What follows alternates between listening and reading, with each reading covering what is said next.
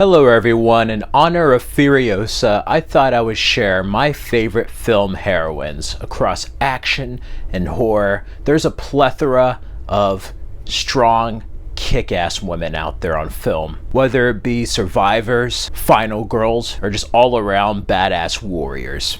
Before I continue, feel free to share your top 10 favorite film heroines down in the comments below. For honorable mentions, I will start off on film with the Charlie's Angels from 2000. I love Lucy Liu, Cameron Diaz, and Drew Barrymore in these roles as Natalie, Dylan, and Alex. They are kick-ass, but they also are intelligent, resourceful, and loyal to one another, and they always do what's right. And I love the sisterhood between these three women in both of the Mick G. Charlie's Angels films. Another one on the list is Ilsa Faust. She's the best Bond girl that's never been in a Bond film and is Ethan Hunt's equal in many ways, if not even more. Princess Leia Organa, she is no damsel in distress. Carrie Fisher totally owned the role of Princess Leia of Leia Organa, even to the books where she becomes a Jedi Master, but in the sequels, she's a strong general that is a leader. Then there'd be Alito Battle Angel. She's kind of like an android in many ways, but I love Rosa Salazar's performance as Alita. She is awesome. Then would be Lara Croft Tomb Raider, and that can be both Angelina Jolie's portrayal and Alicia Vikander's. Both represented the classic and reboot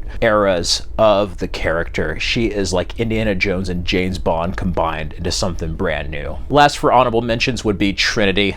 What can I say? Carrie-Anne Moss is just the ultimate badass in the Matrix films. In no particular order, here are my top 10 favorite film heroines. Would be Celine from Underworld. Kate Beckinsale owned this role. And yeah, you could tell this aesthetic was definitely inspired by Matrix and Blade, but I love her character and what she goes through, the beliefs in Victor and her coven before basically learning the truth and being betrayed. I love her romance with Michael Corvin, and then ultimately how she paves her own path away from the covens and away from just vampires and Lycans. Around the same time would be Alice from Resident Evil, the film series. Mila Jovovich did a wonderful job as this character.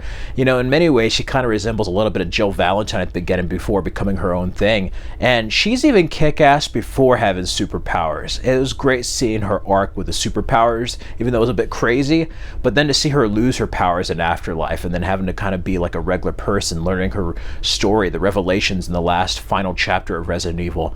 She was a very cool character that started as like an amalgamation of different women from Resident Evil, kind of became a superhero, and then eventually was like in this Mad Maxine figure before Doomsday and Mad Max Fury Road. And that was kind of cool seeing her arc. And she was just one badass, kick-ass woman in all 6 of those films. Say what you will about the films, but her performance and Alice as a character was just a kick-ass heroine. Next up is Furiosa. That would be the interpretation from Charlize Theron and Anya Taylor-Joy. Both versions are just awesome.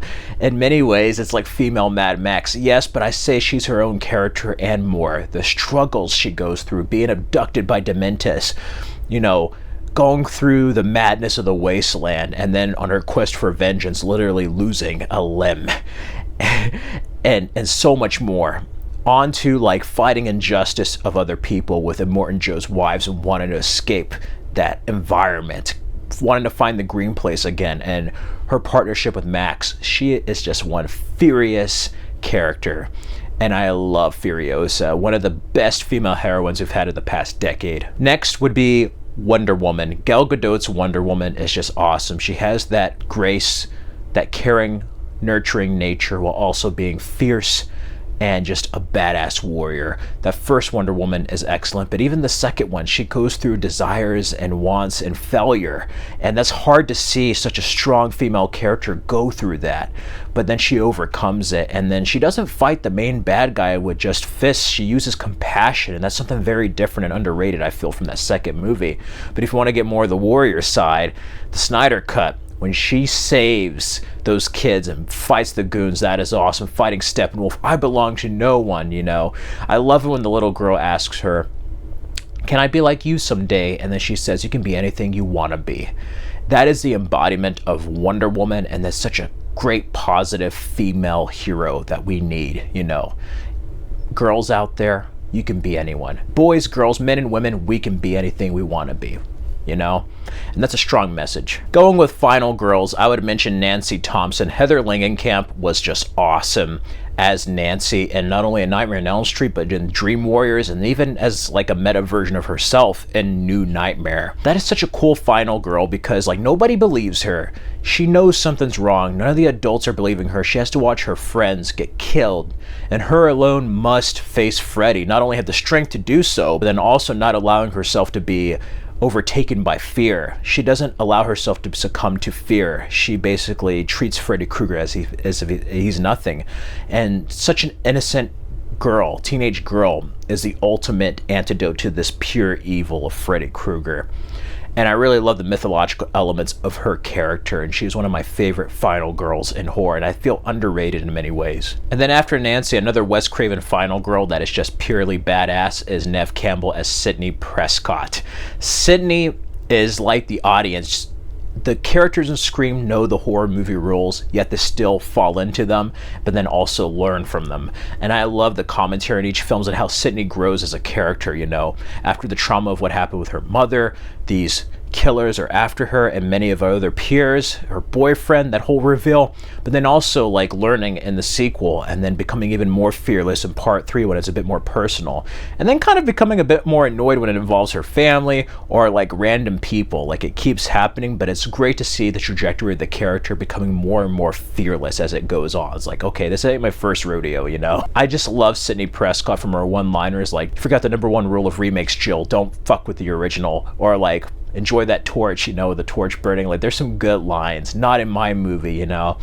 Like Sidney is just a great modern final girl, and yeah, she just owns that role, and I hope they give her a nice closing chapter in the next Scream. Hopefully they don't mess up anything. After that, I would say you wouldn't have all these final girls without Laurie Strode, Jamie Lee Curtis in Halloween. You know, in the first film, she starts off as a girl next door babysitter, and she sees her fellow peers getting killed by Michael Myers, and she narrowly survives. Halloween 2, she's kind of out of it in commission, but then H2O and then the reboot trilogy really solidify her as an action heroine. She goes from a final girl to being a survivor to then being the ultimate badass against evil itself. You know, evil never dies, but it changes shape, and whether it's the new canon or even the original canon, there's something so mythological about Laurie and Michael Myers fighting one another. After that, I have to mention Uma Thurman as the bride in Kill Bill. Hell hath no fury like a woman scorned. Seriously, she was just an awesome assassin, badass woman who just went through everything horrific, just unimaginable, to then on her quest to kill many people leading up to Bill, and then that whole thing with their romance and the backstory and her daughter still being alive. You see somebody who was a mother, you know, and she has to protect her cub from like a man she once loved, but she realized was like not the best person to be a parent. And I just love seeing her bloody quest for revenge. Next up would be Ellen Ripley. Sigourney Weaver did an amazing job in all 4 films of the Aliens. She was a competent person that people should have listened to. Her crew, the Nostromo, should have really listened to her. And it was so cool because it shows you that sometimes it's not about gender, it's about well-written characters. Ellen Ripley in the script was written to be a man, yet Sigourney Weaver, you just can't imagine anybody else, you know? You can't imagine a man playing Ellen Ripley. Just like, no, that's a woman. But it's just such a well-written character that anybody could play it, and that's the one thing I love, how smart she is. You know, I love that nobody listens to her, but she's the only one with any logic and sense, and then she has to basically fight off that alien single-handedly. She loses so much from being in cryosleep, and then you get to see that struggle, kind of like the Sarah Connor thing of being a survivor and then just being an ultimate badass by number 2. James Cameron connection, but Aliens is just so great, seeing her become kind of like this guardian for Newt. Get away from her, you bitch! I love that line, to her ultimately making the ultimate sacrifice in Alien 3, and then it's interesting seeing her character become resurrected and kind of deal with like the aftermath of everything, you know, finding herself again. But then she's still that kind of strong female character that we all know and loved from the first 3 films. The ultimate sci-fi heroine right there. And then lastly, I have to mention the mother of the Resistance, Sarah Connor. Yeah, she was a final girl in the first Terminator. She narrowly survived, but then she became a badass ultimate warrior, the mother of the Resistance to John Connor, and I love Linda Hamilton's portrayal. Her transformation that was taken across 2 films. It wasn't rushed in 1 film. There was a natural progression. And then we see in an alternate timeline, I would like to think of loss, of losing everything and then finding purpose again in Terminator Dark Fate. That is such a well-written character that we got to see Emilia Clarke play Sarah Connor in Terminator Genisys, and that was great. And then, well, it's technically TV, but Lena Headey was great as well in the Sarah Connor Chronicles show. So, like, Sarah Connor is just awesome. Anyway, that does it for my favorite film heroines. There's so many more I probably did not even mention. Let me know your top 10 favorite down in the comments below. In the meantime, you can check out these other videos for more content. Stay safe and healthy, everyone. Till next time.